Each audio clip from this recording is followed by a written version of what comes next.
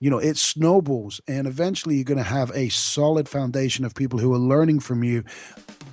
Welcome to the Fitpreneurs, the show that will help you flex your business muscles so you can make more money and live the life you really want. No more complaining, whining, or being a wimp. It's time to pump up your fitness business and push yourself beyond your comfort zone. So no girly man or lazy ladies allowed. It's time for me to do some push-ups and turn things over to my friends AJ Roberts and Simon Lovell. Hasta la vista. The sun is shining live from sunny England and from San Diego. This is the Fitpreneur podcast with myself, Simon Lovell, and A.J. Roberts. What in the world has gotten into you this morning? Don't know, the sun's shining and I'm happy. I know, you got a little accent going on and everything. No, fantastic. So guys, welcome to the show. We are on episode... AJ, what episode are we on? I'm awful with numbers. This is stems all from the first episode. Number 6. We're number 6 already. Bam! We're bashing out these episodes. And in today's episode, we're going to be talking about something which I'm going to be so excited about this episode today. 7 fast tweaks to your PT website. This is a massive area that a lot of trainers get wrong. And, it's just through lack of education. But in today's episode, we are going to share our wisdom and knowledge in helping you guys completely transform the impact that your website has on the marketplace. Wow, you are definitely excited, I can tell. So what have you been up to?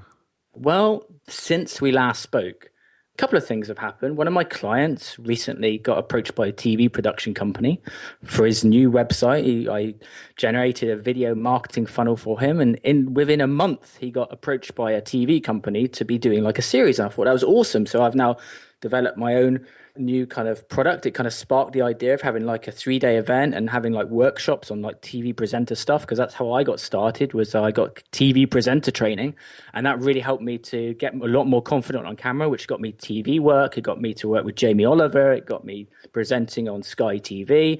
And so I thought I'm going to help Fit Pros with this by having them come down to Bath to my studio, which I recently got, and help them be awesome on camera. So that's what's happened with me. But also yesterday, I don't know where you get all of your ideas, but I get my ideas when I'm in the shower.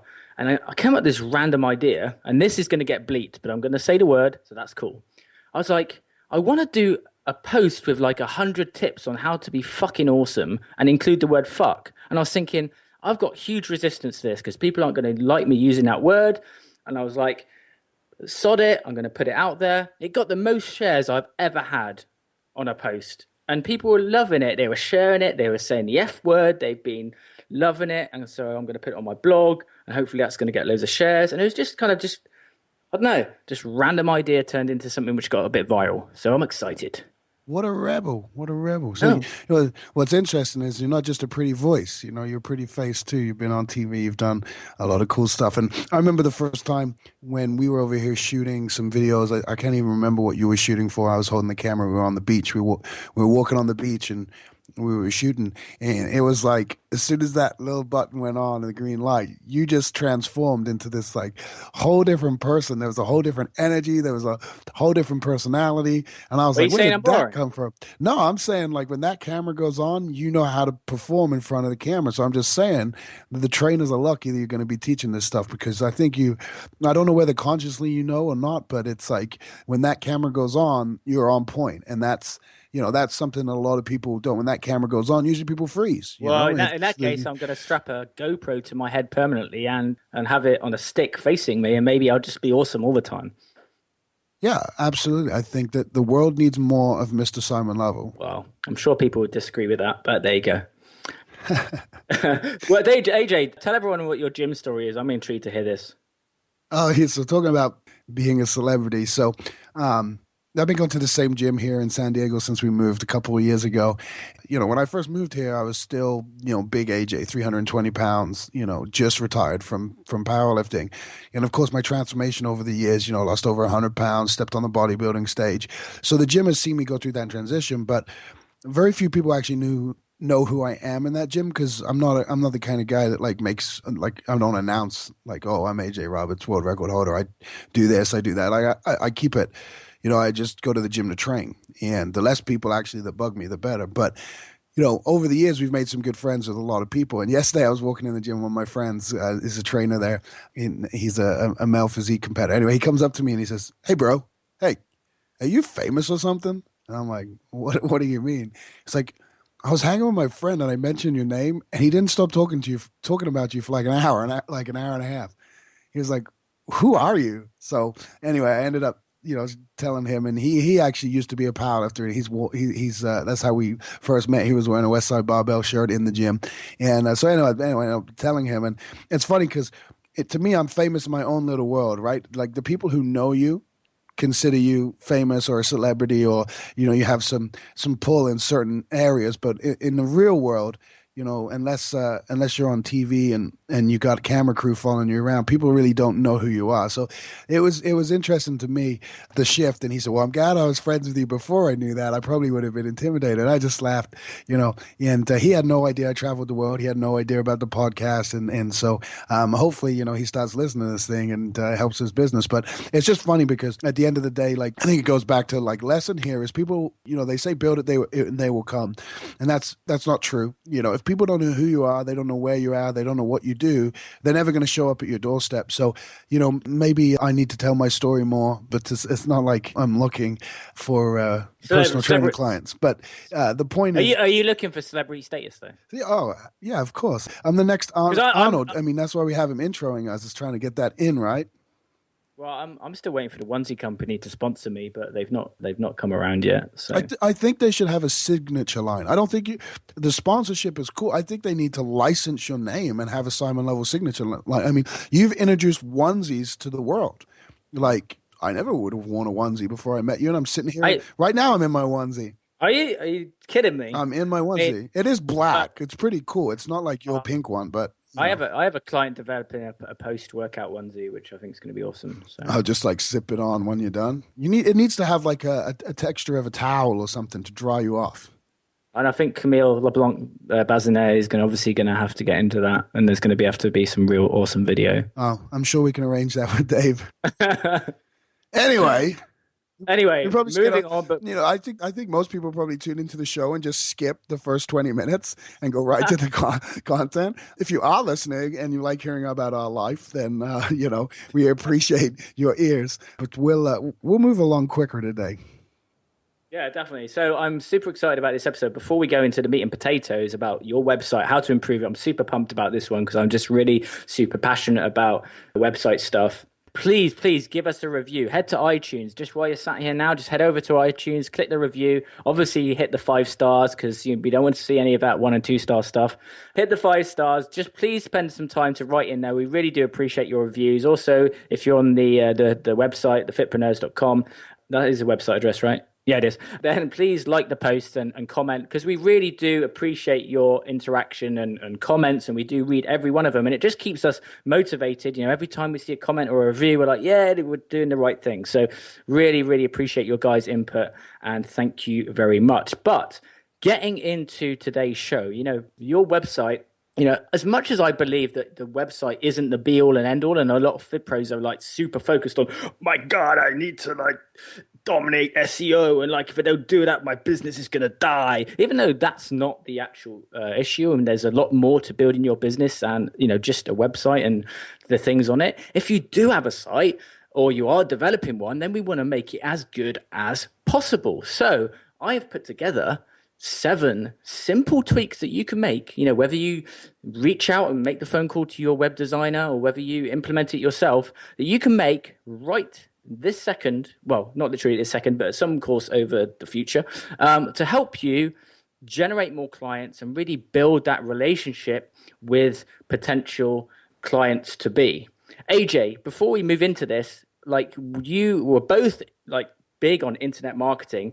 What are some of the biggest mistakes that you see personal trainers making when it comes to their websites? Yeah.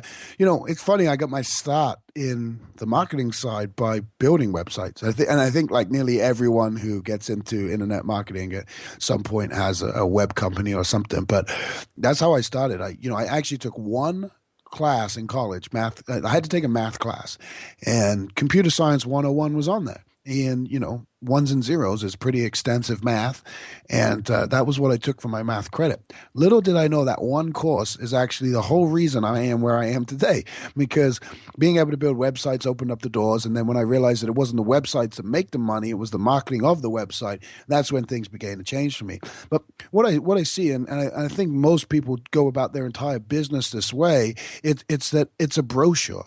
It's a here's who I am. And it's it's an ego-based site, being that it's all about them and it's all about their credentials and it's all about, what they've done over the years or who they've trained. And it's not about the client. It's not about the experience. And so that's the biggest mistake by far I see. And of course, with the brochure, a lot of times it doesn't really have any call to action. It's just, here it is. The other mistake I see is just a lot of pictures with very little direct copy. And we get into that later, but that's the other thing I see. So it just ends up being this brochure, and it's kind of like, you got to look at it like this with a website. And I think that this is where, the last episode we talked about referrals being, one of the biggest client getting methods. And the thing with the website you have to understand is, if you have just a regular website, and we're going to teach you how not to have a regular website, but if you do have just a regular website right now, what you got to understand is the people who are coming from that are probably the lowest potential prospect you could get, because they're browsing looking for something and then they just stumble across your site.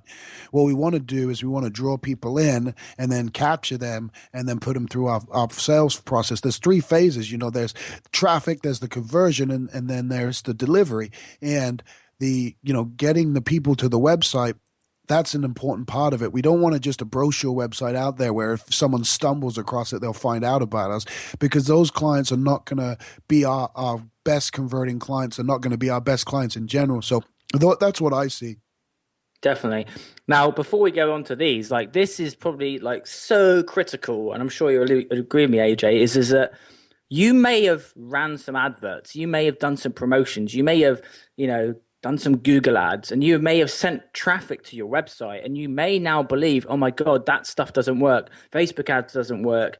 Google ads doesn't work. I've invested and I've been sending people to my website, but I've not got anything from it. Understand that it's not the delivery method that is wrong. It's what the website is saying and delivering in terms of a message that is wrong. And that's why we need to give you this information today so that you can start to make these tweaks. So we've got 7 tweaks for you. And the first one, which I'm going to start off, and I'm sure AJ can expand on it, is, as AJ mentioned, it's about turning your website from a brochure into a method of lead generation. What do I mean when I say lead generation? Well, lead generation is simply a method of capturing an email address or a name and email address so that you can start to build the relationship with your audience. So many people have got a website, and so many Fit Pros have got a website where it's simply, it says, I'm qualified in this. People don't really care that you're qualified. They want to know what's in it for them. And so if you are mainly helping people to lose weight, then the focus of your lead generation, i.e. capturing an email address, needs to be educating and informing people on ways to help them accelerate the process of losing weight. If you can provide value, be it with a downloadable report, white paper, video series, whatever method you decide that you want to deliver, then you are then able to, you're building value and trust, you're providing some kind of result in advance, whether it's some kind of tips or a cheat sheet or a recipe list or any number of methods to grab their details. They're getting some kind of value from you. And then they're going, oh, well, Joe seems to know what he's talking about. Now I would rather hire him instead of all the other personal trainers that have simply put on a stock photo of someone with a dumbbell, no personal branding, and just said, well, here's my prices. You then switch from the person who is reaching out with a giving hand as opposed to a taking hand. AJ, do you want to elaborate on that at all? Yeah, the thing with lead generation I think people miss is, if you want the highest converting opportunity, it's going to be to give them something and only capture their email address. And so you basically want them to do micro commitments. And in Marketing Genesis, we've been talking a lot about this recently in the company that I run. But the crazy thing is when people come to you, they don't want to give you all their information. They want to make a micro commitment, and they want to learn more about you. And so they'll do that. And it's not always about capturing all their information. And I see a lot of people with their lead generation forms looking for the name, the last name, the email address, the phone number. They want all this information so they can follow up. The problem is that scares the prospect away. A lot of people, it's funny growing up, cell phones weren't around when I was growing up, and then cell phones came in, and I had a Nokia, and I remember people would text me on the thing, and I would be like, why are they texting me? That cost me 50 cents every time to receive and send. Like, stop texting me, pick up the phone and call me. And over the years, it's now when someone calls you, it's like, why are they calling me? Text me. I don't have time for a phone call. So the society has shifted basically to a very low commitment society. People don't want to give you all their information to get a little bit. And so with the lead generation, what we're looking for is basically a way to continue the relationship beyond them just visiting the website. And I mentioned this at the Change the Game event. I mentioned this at Underground when I was speaking. With the ability of retargeting now, and we're probably I'm not going to go off on a tangent here because advertising probably needs to be its own episode. But retargeting, for those of you who don't know, is basically you put a cookie on your website, which is a line of code, and then when someone visits it, you build that's not actually a cookie. You build it. Yeah, it's not a cookie monster. You actually can follow them around the internet and advertise to them. That's basically what retargeting is. We don't actually need to even capture their email, but capturing their email moves the barrier. Now we're getting into their personal inbox, which is different than if they're just showing up on a website. So we move the relationship one step forward. And the beautiful thing with it is if you are running advertising, here's the deal, guys. I'm gonna tell you the brutal, honest truth here. Traffic is the easiest part of the formula. Getting new people to see your website or to come, to see your studio, whatever it is, traffic is the easiest part of the formula. And that's where most people screw up, because they run ads and they don't get conversions, and they think it's the traffic that was bad. And it's never about the traffic. It's about what was the offer that was put in front of them. Because if you think about them, if they clicked an ad, if they saw an ad, they saw the title, they saw the image, they saw the offer, they clicked it, and then they didn't take the next step, the ad did its job. It's the next step. So with the lead generation, it gives you the ability with your website to be very targeted to whoever it is you want to speak to. When you have this brochure website and you say you do weight loss, you do weight loss, you do muscle gain, you do sports training, you do rehabilitation, and you have all these different things you do, that's not specific to someone, and they're very likely to just move on until they find a specialist. When you set your website up correctly as a lead generation template, is essentially drawing people in, getting them to make a micro commitment to you, which is giving the email so that you can then follow up with a sequence of emails and potentially get them on the phone or into the studio, which is obviously the ultimate goal, to get them into your sales process. We can switch that offer, or we can create multiple lead generation front ends for different advertisements. So if we're advertising to people between the age of 30 and 45, we can specifically have the age on the page, or we can specifically say weight loss, we can specifically say muscle gaining, and we can target people at a lot higher degree. That is when things become interesting, because now you can build the business you want and you can target the people you want. And if you want to be an expert in multiple fields, great, but you don't market to the same page. You market to separate pages. That's where the lead generation part is so important, because it's about continuing that relationship. And the world moves at such a rapid pace now. It used to be people would say, got to get their information. It's like dating, you don't ask someone to bed on the first date. Well, dating's changed for anyone that doesn't know. And people, basically swipe left or swipe right, and then they're on a date. And, that's the way that the dating world seems to be working nowadays. So people, it's not that this has to be a long process. You don't have to get their email address and spend 5 weeks trying to get them in the studio. We can hit them with an email. We can set up the phone call, whatever, but we have to move them forward. It's the same as if you think about swiping left for yes, swiping right for no. That's what we're trying to get them to do here. We're trying to get them to put their email in. That's a yes from them. There's one yes. Then we try to get them to respond to the email we send them. That's a second yes. So that's the sequence we're going for. It all starts when they land on that page. How are you getting their email address? What are you offering them? Is it valuable enough for them to give you their personal information to continue the relationship? 100%. Now, if you're wondering, what do I use for lead generation, then there are multiple different ways of grabbing an email address. You can use something like I use, which is Aweber. I know there's lots of different methods. You can use MailChimp. A lot of people already have that. You can use Infusionsoft. They all have different kind of budgets associated with them, but there's plenty of different ways so that you can capture these details and then start to build a relationship. And just briefly, I mean, I don't want to go too much in depth on this, but then once you've got their details, you can either do what we call broadcasts or autoresponders. A broadcast is when you send out, for example, like today, you could send out a broadcast message to everybody on your email list, or you can set up an autoresponder sequence where you, in one time, set up, say, 5 or 10 or 20 automated messages so that every time someone comes in the front end, they automatically get that message delivered to them instead of you having to manually send someone a message all the time. So you produce something once, you produce a sequence of content, and then as soon as someone puts their email address in, they get delivered that content, whether it's every day, whether it's every 3 days, every 5 days.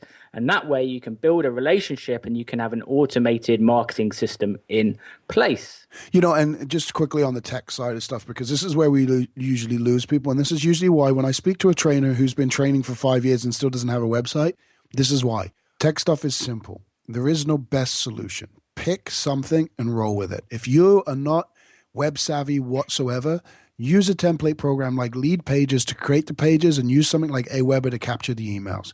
It's that simple. All right. Don't be thinking, oh, what's better? What's the best? That's where people get stuck. They get stuck in this loop of not knowing what to use. Pick something and roll with it, because I'm telling you, it's going to be better than anything else. If you're a little bit tech savvy, Optimize Press 2 is a great system. Simon, I know you use that. Mm-hmm. But these are the things that really you're going to always get people with different opinions give you a different answer. The key is to pick something and roll with it. And I'm telling you guys that when the minute you do that and the minute you stop worrying about the tech stuff, the better. If you don't want to do any of this stuff yourself, you can go to a website like freelancer.com or Odesk. I believe they're one company now, still operating separately, but odesk.com. And you can hire someone to do this for you. You can set your budget. You can say $100 you want this done, and you will get people who do it for you. So you don't get caught up on these are $20 jobs, $100 jobs that you can get taken care of like way quicker than you can figure it out yourself. Don't spend 3 days trying to figure out how to configure a website. This is the stuff you shouldn't be focused on and shouldn't be worried about, because this isn't being the workhorse, being the worker bee is not what brings you the money. Okay. So if you don't know how to do this stuff, use either a templated thing like Lead Pages that is super easy to use, or hire someone. It's that easy, guys. Don't get caught up on this stuff. Just added on that, if you're on a super budget, then this is what I would do. I would go, for example, for something like Optimize Press, but definitely install WordPress, which is free on a server. And then you could type in, for example, fitness WordPress theme, get a theme for like $30-$50, which looks awesome. And then you could even install some kind of lead generation pop-up, like pop-up domination. I mean, there's multiple ways to do it. And then you can use Fiverr.com, Fiverr.com, get someone to install it. Wham, bam, thank you, man. You got yourself an awesome website. Looks good, but also generates lead, which is what you want. Number 2 on our 7 tweaks to your PT website is personal images. It really frustrates me. I guess it frustrates me, but I guess it's lack of education. So let's hands down about that one. I go to a FitPro's website and all I see is a logo, some stock photo, and there's no personalization. There's no like, this is who I'm going to be working with. Guys, if you've got someone going to your website and they're going to want to invest in you and have you train them, okay, then it makes sense that they really want to see who they are working with. I recently hired a cleaner and I was browsing the internet, typing in cleaner in the area which I am in Bath. I'm a messy sod and I need stuff done for me. So just like the internet, I outsource to get people to do stuff for me. So I'm searching on the internet and typing in cleaner in Bath, and I'm just trying to find some kind of personalization anywhere. And it was impossible to find. I just wanted to see a picture of who would be cleaning my house, and I couldn't find it anywhere. I just ended You were looking for the hottie. All right. Okay. Fair enough. So the point is that, if someone is looking to lose weight, if they're looking to build muscle, whatever service you are offering, they're going to want to see you. So it's worth investing and hiring like a really good photographer to get some awesome profile pictures of you so that, you're at least looking professional, not something that's like simply been taken with your iPhone. Post on Facebook, hey, anyone a photographer want to take some shots of me? You could do that right this second. And just get on your main front page of your website, just on the header, just get a picture of you smiling, maybe training somebody, just so people can see what you look like and see, look, this is not some kind of weirdo. And just switch over from the stock photos of the dumbbell to on each header and each different page, there's some kind of picture of, you are happy, if you're training, for example, mainly females and the majority of your clients are females, have some pictures of you training some female clients, just so that people can kind of relate to it from the stock photos and get some personal images on there, ideally professionally taken, and that will radically increase the chances of people connecting with you and wanting to reach out. Yeah, I mean, what do they say? A picture says 1,000 words, right, or 10,000 words, or something like that. And too many people rely on stock images when everyone has a camera in their pocket now. If you can't afford a professional photographer, the iPhone takes a pretty good picture. The Samsung takes an even better picture. I'm iPhone biased because there's more you can do with it. But, essentially most people have a camera in their pocket. There's no reason you can't be taking endless amounts of pictures. Remember, when someone comes to your website, they want to see the experience they're going to get. And if the experience they're going to get is not represented there, they're going to move along. And, people talk about free trials and getting people in to experience the boot camp. You can convey that in pictures. And actually, that brings us to tweak number three, which is video. And video, you can essentially give someone a virtual tour of your entire facility. You can give someone a virtual tour of an actual training session. You can do a video. You can do videos like tip videos. There's so many videos you can do. But again, it's about bringing the experience to them through images, through video, so that when they come to your website, they're not questioning, well, what is the gym? What does it look like? What are the bathrooms like? What equipment do they have? What are their classes like in terms of intensity levels? What is their coaching style like? Do they yell a lot? Are they encouraging? You can show them all of that on your website before they come and make that decision. Now, you still want to put the lead generation at the front. So we don't want to show them this stuff. We want them to commit before we start showing them all this stuff. But pictures and videos are so important that I think people underestimate the power of that. And they think that if I can just get someone in, I can show them the experience. Remember, low barrier of entry. People want to make micro commitments. Watching a video is a micro commitment. They know when you walk into a car dealership, and I think we said this before, when you walk into a car dealership and you're looking to buy a car, when the minute the salesman comes up to you and says, "Can I help you?" you say no. What are you looking for today? Oh, I'm just browsing. You're there to buy a freaking car, but you never admit it because you don't want to be sold to. That's the same with these guys. When they come to your website, the last thing they're going to do is get a hold of you because they don't want to be sold to until they're ready to make that commitment. And people have this fear that, oh, I'm going to commit before I'm ready. So we want to show them our facility. We want to show them who we are. We want to show them our personality. We want to show them the experience they're going to have. The more we can do that, the higher the chance that they're going to come through and want to reach out and contact us, and they're going to pick up that phone or they're going to show up at the facility. So, we talked about that in episode 4, I think, selfie marketing. It's the same thing here. It's utilizing your clients. Remember, when people come to your website, it's not about you. It's about the experience they're going to get at the facility. So you need to be there because you're the leader. You're the person they're going to put their trust in. But it's not about you. They don't need to see only you. They need to see the entire gym experience, facility experience, training experience. They want to know what they're getting themselves into. You can also use video, different tabs of your website. You might want to have a tab called kind of case studies, testimonials, and then video your clients kind of talking about where they were before they started training with you, where they are now, and that kind of gap in between, and the transformation that they've had, as well as pictures. So use video in multiple ways throughout the site. And then also you can leverage that video, put it on YouTube and title the videos, personal trainer in your area, and that also gets you some free traffic. So, video, implementing that is definitely a way to go. So on to number 4. It's not about you, it's about them. Again, I mentioned at the start of this is that I see a lot of trainers, and the first thing I see when I go to their website is a really big logo of like a training company's logo, which is, I am registered, I have got my badge, and I am now able to train people. Honestly, how many people that have come to you have asked you for your qualifications? I bet that's at 0. They are just interested in the transformation that you are going to deliver to them. So in your copy, it's not about your qualifications. It's not about how long all the things that you're registered in doing. Okay. It's about what value is the prospect going to get from you if they decide to invest in you. And so start to change the copy, the text on your website from saying from me to saying you, and just read through your copy and spot the amount of times that you say me, and start replacing that with a lot about you. Yeah, and what's important here, we talked about testimonials, having testimonial videos, pictures.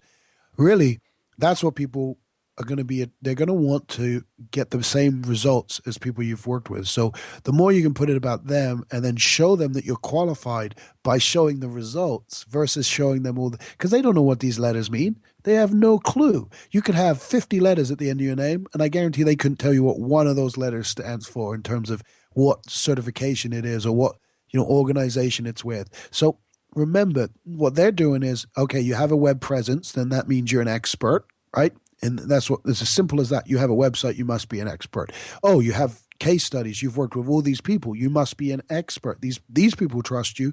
Well, I should trust him too. Oh, he's got results for these people. These 3 people are exactly like me. That means he could get results for me too. Not one point in there did they say to themselves, what qualifications does this guy have to teach to show me in order to get me the results, because you're showing them that you have all of the qualifications by presenting it in this way. So it's not about not being qualified or being a good trainer. That is our number one thing for everyone, to make more money, be a better trainer. But it's about presenting yourself in a way that conveys that you're the expert versus just telling them, hey, I got like 50 certs, so I'm the expert.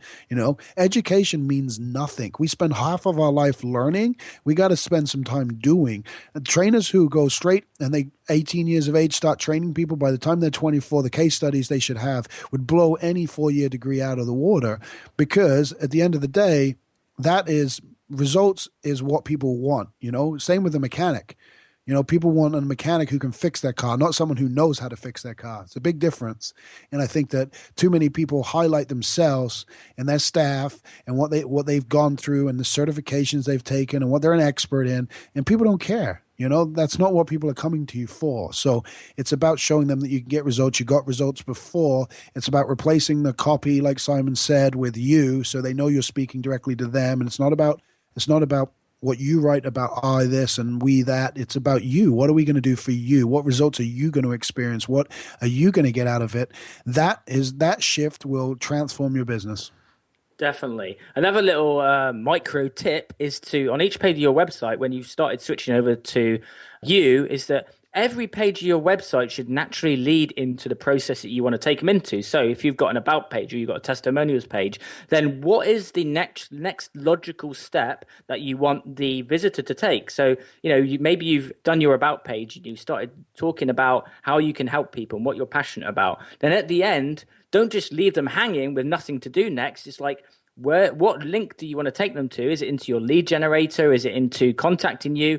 What is the specific step on each page that you want them to take? There needs to be an intention of every single page on your site. So don't just put copy on that page and then, imagine someone's reading that about page and they get to the end and it's like, well, where do I go now? Instead of having them think, where do I go now? Lead them down a path and be very very directional, if that's even the word I should use, probably not, in taking them to the next step that you want to take them to, whether it's to sign up for a free trial or whether it's to phone you. So that is a little micro tip there. Awesome.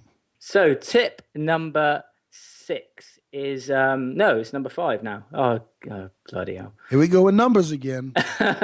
So number 5, providing value and not just being a brochure. So we've talked about lead generation. We talked about grabbing email addresses so we can start to build that relationship. But as well as details on your kind of offers and what you do, your site needs to also be a hub of information that people want to come back to. And that's why we have blogs. And I think that a lot of times people don't write regular blogs because they don't believe that it's actually generating any business, when truth be told, it's about breaking it down into, okay, if I write a blog post, is it leading someone into something? People will read your posts, but it's about whether you've actually are leading them down a path after they read your blog post. So keep up the content, vary it with videos, downloadable reports, and just articles that you can put out on a regular basis. If at the moment you're finding that you're not getting the level of clients you want, well, maybe that's because on social media you just kind of are pitching stuff all the time, like buy my stuff, hire me, I've got free sessions, I'm doing this, I'm doing that. If you can be posting regular content and adding value to your audience, then you're going to find that more people reach out to you because they're getting good content and you're educating them. And by educating them, you're going to raise awareness into things that people might not know about, and you're going to spark emotion in your posts if you do a good job of creating stories. And that way you may spark an emotion which may lead into them taking an action in reaching out to you. Because truth be told, if someone goes to your website today, they may not want to invest in you now, but they may want to in 3 months' time or even 2 weeks' time, depending on where they are on their buying cycle. But you can speed up someone's buying cycle, i.e. the time in which they want to invest in you, by putting content out. Now, if you don't put any content out, then their buying cycle, they may come to you in 6 months' time. But if you put out some regular content, you could reduce the buying cycle to 7 days or 2 weeks. AJ? Yeah, I think that most people miss this part because what they do is they typically put something up there and they get a couple of comments and they go, oh, no one's reading it. So then they procrastinate, or they never post another article, another video. Or if they do, it's sporadic, and again they get a couple of comments and they lose hope and they lose faith that this is going to work, and so they abandoned it. And at the end of the day, everyone can shoot a quick video, have it transcribed, put up a post pretty much every day, but very few will do that. And the key here is that you got to think for the long-term benefit. You got to think for that long-term game. When someone finds you and all of a sudden they search you on YouTube and there's 100 and something videos, instant authority. If they search you and there's no videos or there's no content on your website, they're going to move on to the next person. So it's not always about having the eyeballs on the page that day or, immediately when you post it, but it's about the long-term gain. What does it mean when people see that and they see that you have all of this content, you have all of these articles? Again, the authority level goes up, the expert level goes up. And here's what's going to happen though, is you gain momentum. So maybe you do start out with a couple of readers and you got that for a little bit, but then that grows and then you go to 4 and then you go to 8 and it snowballs, and eventually you're going to have a solid foundation of people who are learning from you, who are referring people to you, who are coming in. And that's the other thing. The person who's reading your material may not be someone that's going to sign up with you, but who are they going to talk about when their friends or family say to them, hey, do you know anyone who could help me lose weight? You're going to be the guy that comes up. You're going to be the girl that comes up. So it's a lot of the times with the content creation, people think they're doing it in vain and then their efforts are being wasted because they don't have this big audience. But again, when someone comes to you and they search and they see all this content, that could be enough to trip them. So maybe they never actually consume the content, but it's enough to trip them and make them say, oh, this is the expert, and move them forward. And that's, again, that's the end goal. It's about getting you clients. And so the content stuff, that's to show that you're an expert. That's to provide value. And, the give, ask, or jab, right hook, which is Gary Vee's book, it talks about this. You have to provide value to the world. You have to show the world and provide content and value and give before you start asking for things. And so when you start doing that and putting that out there, it creates this kind of osmosis almost where you pull people in because they see this stuff and they think, wow, this person really knows what they're talking about. I have to go train with them. And here's the deal. Like, even people who are having success on their own will eventually end up wanting to work with you because they see you as a bigger expert than them. And they say, well, if I'm getting results like this just off the free advice, imagine if I paid him. So those are the things that you got to think about. And it's not always about that immediate getting 100 comments or 100 shares. It's about the long-term game. And too many people are short-sighted. 100%. Number 6, continued contact. I talked about this earlier, which is once you've generated a lead, then you need to be in regular contact so that when you've generated that lead, you can send out your blog content to them or make an offer. And so when you've got your email lead generation in place, this is where you can start to, on a regular basis, put together information that really informs the reader and speeds up that buying cycle, as I mentioned earlier. Because if you are in contact on a regular basis, then you're just going to be on the radar continuously, whereby another trainer in your area might not be on the radar at all. And so you can keep on adding autoresponder messages to your email sequence. You can do a weekly couple of blogs. You can do some regular videos. And that way, even if the person doesn't invest now, they're going to want to move forward with you at some point. But also the other benefit of that continued contact is that, especially with social media sharing now, especially if your blog, you have, your likes, I love this phrase, tweet to Twitter, which AJ said ages ago, which just made me crack up. Was it tweet to Twitter or something? And tweet to Twitter. Something like that. Oh, AJ's shy now. So if you got your social media sharing in place on your blog, then even if you share your messages with somebody that doesn't want to invest in you, if they like the content, then that's going to get shared, end up on someone else's news feed who's maybe wants to invest in you or suddenly gets exposed to you in the right way.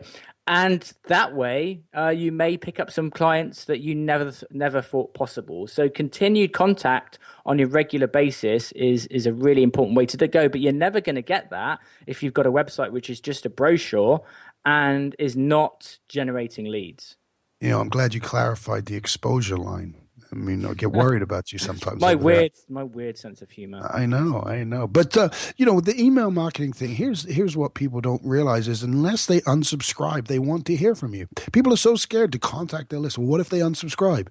Yes. What if they unsubscribe? That's what we want. We want them to buy or die. We want them to move forward or go away. If they're not going to invest in us, if they're not going to be a part of our community, if they're not going to join our mission, and they're not going to jump in and take control of their life, then goodbye. Having them sitting on a list that you never contact is an absolute waste. And too many people have that. They have these huge lists and they're like, well, I don't email them because I don't want them to get off my list. Well, what are you going to do with them if you don't email them? What good are they just sitting there? It's like Facebook, really. Like 5,000 friends, really 5,000 friends. You know how many of those friends I talk to? Probably less than 250 people. So having, all of these friends, on, well, yeah, we know that, you struggle there, but having all of these friends, it's pointless unless you say something, unless you interact with them, unless you engage them, unless you actually, take the time to create conversation and create community. So the same thing goes with email marketing. If you don't show up in their inbox, they're not going to remember who you are. And then when you do eventually decide to email, you're not going to say, how did you get my email address? Why are you spamming me? Right? So you pick your style. You can message every day. You can message 3 times a week. You message once a week. You could just message once a month. I wouldn't recommend that, but you have to be consistent in contacting them, and you have to follow up with them, and you should follow up with them forever. People say, how long should an autoresponder be? Forever, unless you're doing, live email every day, and then you don't need an autoresponder. But the point I'm trying to make is if they've told you, hey, I want to hear from you, they want to hear from you. They don't want to be pushed away. And if they do, they'll unsubscribe, and mission accomplished. They didn't want to hear from you, you got them off. It's not about having the biggest list. It's not about quantity. It's about quality. These are real people, and they want to be helped. So it's about helping those people, and it's about the quality. It's about getting in front of the right people with the right message at the right time. If they're not the right person, they'll opt out themselves. You don't have to worry about that. You don't have to try to confide in their rules and their beliefs. You be who you are. Market the way you want to market, teach what you want to teach. And if they love it, they love it. If they don't, goodbye. You shouldn't have to worry about whether they're going to listen to you, not listen to you. So, my advice is if you're not emailing regularly, to start emailing regularly, talk about what's going on in your life, talk about how you can help them, get them in. And then as soon as they're in, you should be emailing your people who are clients and customers and people who have purchased from you as well. You shouldn't leave them in the dark. You should constantly reach out. If you see all of them in the gym, great.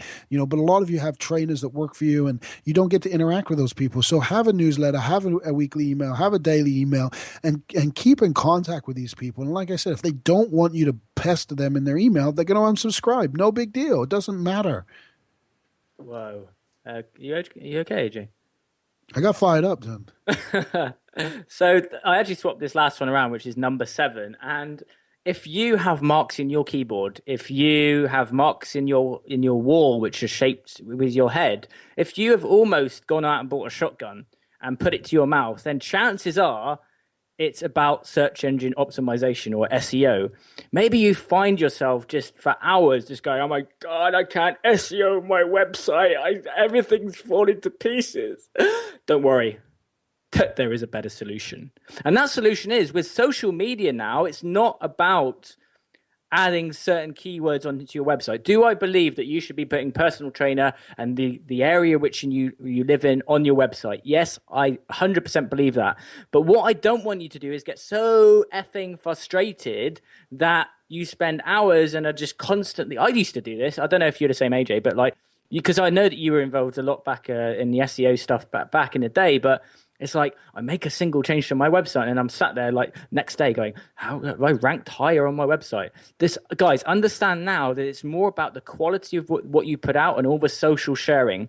Because here's the thing: an awesome article which gets shared is going to trump any kind of optimization these days. Agreed, AJ? Absolutely. We just interviewed Anthony Vincent, and for those that don't know Anthony Vincent and 10-second songs, he made a viral video. Well, he made a video, did the Katy Perry Dark Horse in 20 different styles. So Queen, rappers, Jay-Z, all these different people. He sung the song, and he's up over 6 million views now. He actually appeared in early Marketing Genesis when we did the Video Genesis launch. He did different voices for us, and this has happened since. And he's a superstar now. He's getting blown up. He was asked to be on American Idol, and he turned that down. And he's working on he has a YouTube partnership now. He's working on his next song, but he literally went from being unknown to celebrity around the world overnight. And he didn't have this SEO stuff. It wasn't. It was a calculated plan. He picked a popular song. He got it in front of the right people, but he didn't have to SEO his page. He has one video on the new page that he set up to launch this Katy Perry song, and that's the key here. We live in a different world now. SEO. Here's the truth. If you're trying to game the system, whether it be SEO, whether it be paid advertising, whether it be press releases, whatever it is, if you're gaming the system and you're trying to trick Google, Facebook, Twitter, all these people into positioning you higher, then you're playing a losing game. You're going to get taken down. Exactly. What I mean by that is eventually it's all going to come crashing down. We saw Panda, we saw Penguin, we saw these slaps on Google when they basically just kicked people off of Google and said, goodbye, we don't want your business. People who spend millions of dollars, goodbye, we don't want your business. People had websites that had hundreds of thousands of content pages, quality pages, goodbye, we don't want your website, right? Because you're gaming us. You're trying to play this game. They want to see natural, organic rankings. They want to see people who are actual authorities rise to the top. And so, yes, SEO is important, and you should lay your website out correctly in the correct formats, and you should have, keywords and things like that. But if you're trying to actually game the system to get ahead in the rankings, you're trying to do shady things, building link wheels and things like that. And I know a lot of you probably have no idea what I'm talking about there, but if you're being approached by a company that says, oh, we can get you, 1 million backlinks and you'll be positioned high, understand that that's all short term, and it may work in the beginning, but it's going to all come crashing down. You're going to be back again. I predict that Facebook is about to do a slap. There's too many people scraping and pulling groups and getting contact information. And you look at privacy policies and terms of service, and things are being broken there. But it's going to get slapped. And if you're not legitimate and you're not really who you say you are because you're gaming the system, then you're in trouble. And so it's about, this is where people put the focus on the wrong stuff. And instead of spending the time trying to figure out what SEO you should be using, spend the time figuring what content you should create. It's a content creation world where we've moved forward, and now it's content. It's about experience. It's about connection. Those are the things that are going to serve you long term and going to build a business, and no one can take that stuff away from you. That stuff is not game. That stuff is legit. You either know your stuff or you don't. It's that simple. And when you start putting content out there, people will be able to tell. And that's what people need to focus on, is the content creation. They need to focus on getting their message out there on a large scale. And funny enough, if you do this, YouTube is the number 2 search engine in the world. If you do this enough, you will rank. You will show up at the top. And so, you can get clever with your names and stuff like that to give you a better chance. But if your focus is on gaming versus just keep providing content, you're going to be in it for, you're going to get some short-term results, but long-term it's not going to work. That is right. So let's have a recap. In number 1, we talked about lead generation and how you have to turn your brochure website into a way to generate leads. That is grabbing an email address and details so that you can start to build up value to your audience. Number 2, AJ. Number 2 is about adding personal images, getting a photographer, and basically just capturing the experience at your gym, capturing the experience that someone is going to come in and see. Number three, get yourself on video. Show your personality, and video is going to connect with your audience. That way, people are more likely to invest in you and just do crazy things on video. You know, I get in onesie. Maybe you just want to get naked and show off your abs. That's fine too. Whatever you want to do. I would suggest you keep your clothes on. Number four, it's about you. It's not about you. It's about them. We've hopped on this all episode long, but again, guys, no one cares about who you are and what accomplishments you've got. What they care about is the results you're going to get for them.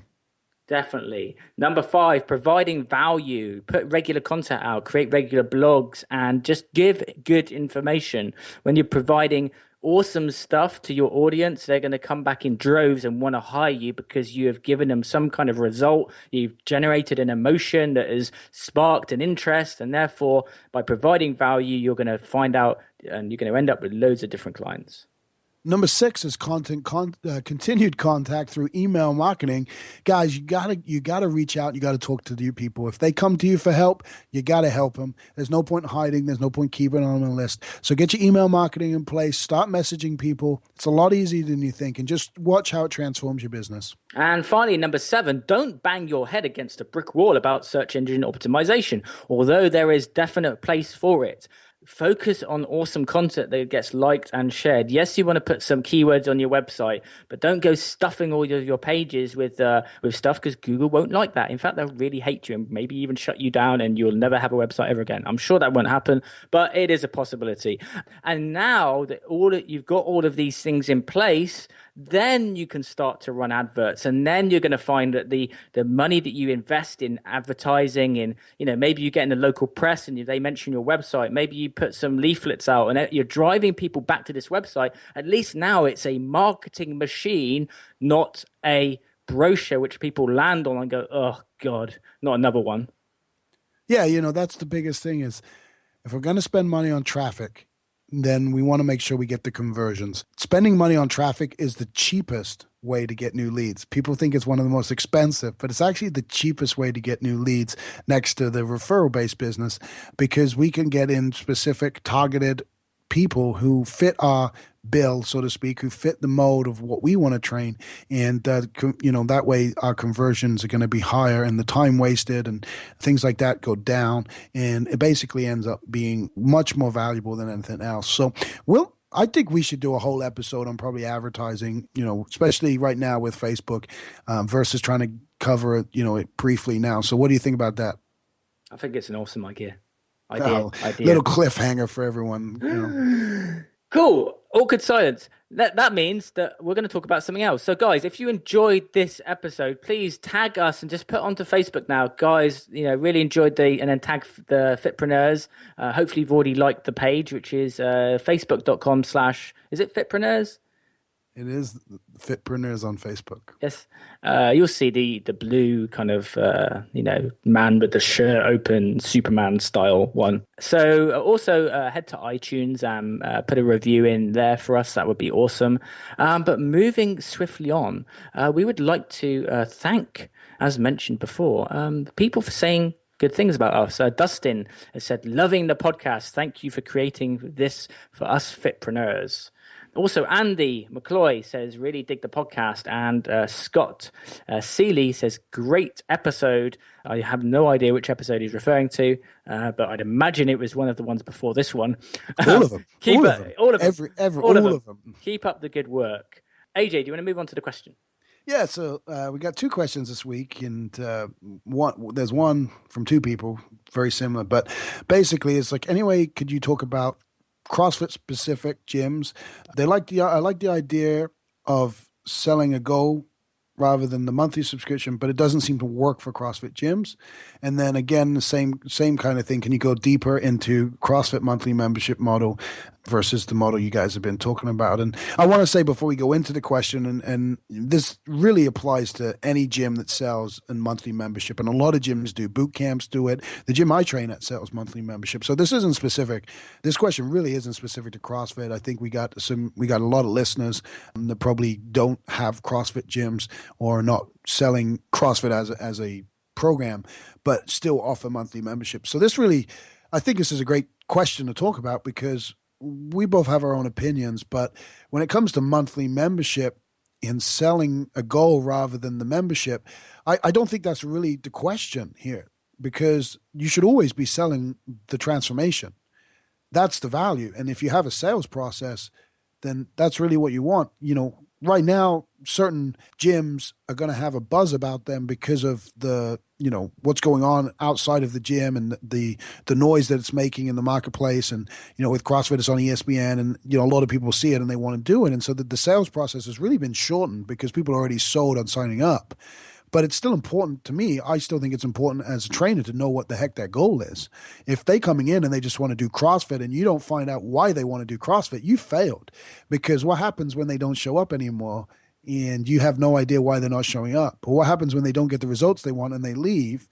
It's not about the membership. It's about the results they want. You always need to know that. If you want to trump and you want to be the best trainer and you want to have the best gym, you got to know this stuff. You got to know and care enough about each individual to know what their individual goals are.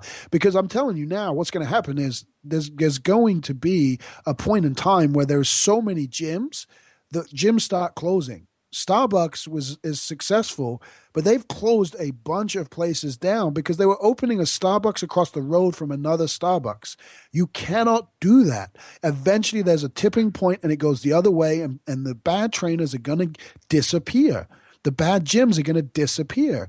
And so if you don't want to be in the disappearing game and you want to be in the winning game, you have to care enough, regardless of how easy the sale is. You have to care enough to find out what the actual goal is for that person. Why are they coming to you? I don't care what gym you run. Selling them on a cheap membership, and I guess it's not cheap in a lot of these places, boot camps, CrossFit, a lot of these types of gym are a couple $100 a month, but it's not about the membership. If it's an easy sell, great, but you should still know what their goals are and you should still be working with them towards those goals. That's how you get a client to stay forever. That's how you get clients to refer new clients. It's not about the sale. Again, it's a long-term game. And if you don't have a clue why that person's signing up, because it was so easy to sell them, they basically give you the credit card the minute they walk in the door and you fail. That's the first opportunity you had to get to know them, and you failed because you were so money hungry. And I'm not trying to offend anyone here, but that's the truth. If we're like, sweet, I made a sale versus, okay, I have a new person's life I'm going to transform, we're missing the boat here. And long term, you're going to get shut down.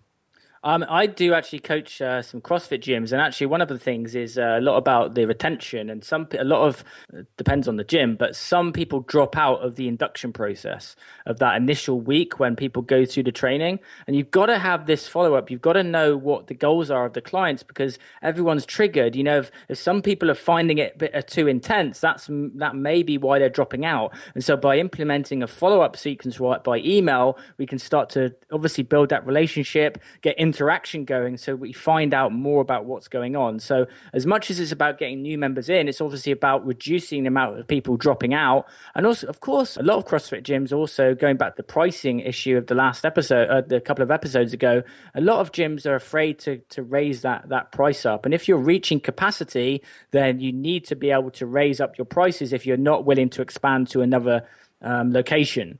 So I'll be honest. Selling people on a monthly subscription to me is like the last thing you sell them. If you're good at this, you're gonna get them signed up. I used to sell 18 months of training to people. There's no reason you can't do that. Like people say there's a model. People say there's these rules. Whose rules are they? They're not your rules. You're not beholden to any rules.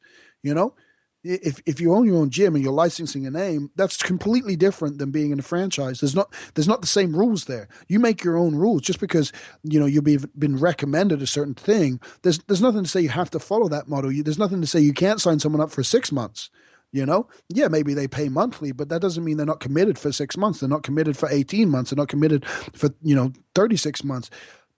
There's no reason we can't sell more than a month-to-month membership. But again, it's not about the membership that matters. It's about their goals and selling them that you're going to get them to their goals, regardless of how long that takes. Bottom line is, especially with, I coach personal trainers and CrossFit gyms. And, if a trainer has only been taught by the training companies to sell hourly sessions and blocks, That is all the trainer is going to sell. Okay. If you've only been told to sell monthly memberships, then that's the only model that you've been taught. Okay. So there are better models. There are better way to get people more committed, more invested in your gym, in your training, whatever you're selling. And that's why we do what we do, because we know how to sell. We know how to get people properly invested. And so a lot of what happens in the initial sales process when I coach people on how to sell is about getting people properly committed from the off. And so once, making sure that initial conversation and phase in the first point of contact, you can often remove people dropping off because they're in a different psychological position when they've invested. If you're not having the right conversation at the point of sale, you're going to find that people drop off. Moving on, because I know this has been a long, exciting, fiery episode, rah, which I've really enjoyed. I'm going to move quickly on to the quote, which I'm going to ask AJ to guess, which I'm imagining he'll know this one. And the quote of the week is, if you don't design your own life plan, chances are you'll fall into someone else's plan. And guess what they have planned for you? Not much. AJ, who said that? I believe it is a Jim Rohn quote. It was Jim Rohn, the coach to Anthony Robbins. Yeah, wise man. I actually listened to a lot of Jim Rohn stuff. It's funny because I didn't even know who Jim Rohn was, and maybe a lot of the listeners don't know who Jim Rohn is. And then I heard that he was the guy that Anthony Robbins worked for before he became Anthony Robbins. And Anthony was the number one salesman for Jim Rohn. And so I started looking up Jim Rohn. If you go to YouTube, there's a lot of his material. And quite frankly, it's fantastic. And it's business philosophy and life philosophy. And it's just the stuff that I get, revved up about. So I listen to a lot of him. And this is one of my favorite quotes that he does. So Simon, you wanted to do a book recommendation this week. We get asked a lot what we read, and we read a lot. So Simon picked a book this week, and that book is? The book of the week is called Power Questions by Andrew Sobel and Gerald Panas. And, when we want to get interaction on social media, a lot of the times it's just good to really ask good questions. I'm just opened the book on page 187 here, and it's got questions like, how much do you think it's costing you, right? What do you think it's costing you for you to not be fit and healthy right now? Okay. What do you think it's worth to fix this? When you ask a question, it naturally, psychologically evokes us to bring up an answer. Why is losing weight important to you right now as opposed to another time? It's got great questions in it that you can start asking and building into your marketing, especially on social media. And I just think it's a fantastic a fantastic book to have on your desk to be able to just reference. And if you're ever stumped for stuff and to post or to people to interact with, you can whack out a question. Okay, you said Panis and whack out in the same 18 paragraphs there that you mentioned. I think we're getting a little X-rated. We may have to change our rating standard. It's explicit. I know. That would definitely hurt our listeners here. Anyway, moving on, as we always like to do, is this weekly challenge this week. And actually, it's going to be relevant to this episode. If you have listened to this episode and you've looked at your website and you're going to start to make some changes, here's what we want you to do. We want you to submit your new website for a review. So if right now you went through this and you listened and you know your website sucks, please don't submit it until you've made a valiant effort to improve it, because we're going to tell you the 7 things we just went through, and it's not going to serve you any much. What we wanted you to do is we want you to submit your new website for a review for us, okay, and post it on our timeline, tag us in it so we know it's there. And then what we'll do is we'll send you a PayPal invoice for $499, and AJ will spend 3 minutes reviewing it. Although actually, I don't mind that idea. So that's what we'll do is we'll review it either together or individually. We'll do a video compilation and we'll review them all together at the same time, and we'll get that up, and that'll be like a bonus thing we'll do. So you got to submit the website though. If there's no websites, then we're not going to do any reviews. But we want to see what you guys have got going on. We want to look at your websites. We'll give you some tips and some pointers to point you in the right direction and move you guys forward. Yeah, so if you want to submit your website, all you need to do is post it to our timeline, or you can tag us so that if you post it and tag us in it, we'll see it. But ideally, just post it to the timeline and go, hey guys, check out my Awesome Source website, and we will check it out, and maybe you will win a video appraisal. So before we finish up today's show, it's been awesome fun today. We just wanted to let you guys know that we are now opening the applications for the Fitpreneurs Mastermind. And this is a really exclusive chance for you guys to work with us on a much closer basis than actually just listening to us, which is a lot more interactive than just listening to us.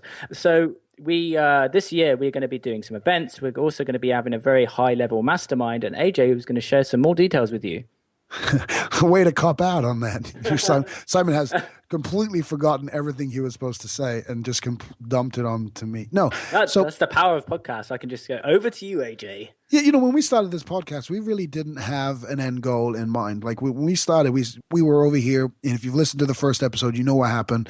Simon had this. We were at an event. Simon had this idea for something new. We came up with the name Fitpreneurs. A couple of weeks later, I went back to him and said, dude, we got to do a podcast together. We're both passionate about this. Let's just team up and do this podcast and let's provide value.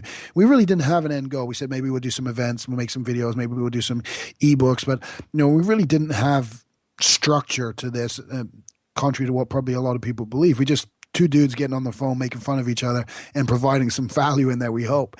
But from that, we got a lot of people reaching out to us now saying they want coaching. They want, our help. And so we figured, you know what, let's just do a mastermind. And I wanted to call it a mega mind, but Simon wasn't a big fan of that. Because it sounds like a cartoon character. That's why. Exactly. You got Harry Hill, you got me, and you got Mega Mind. But anyway, it's going to be bigger than a mastermind. It's cool a mastermind, but it's going to be really a different thing.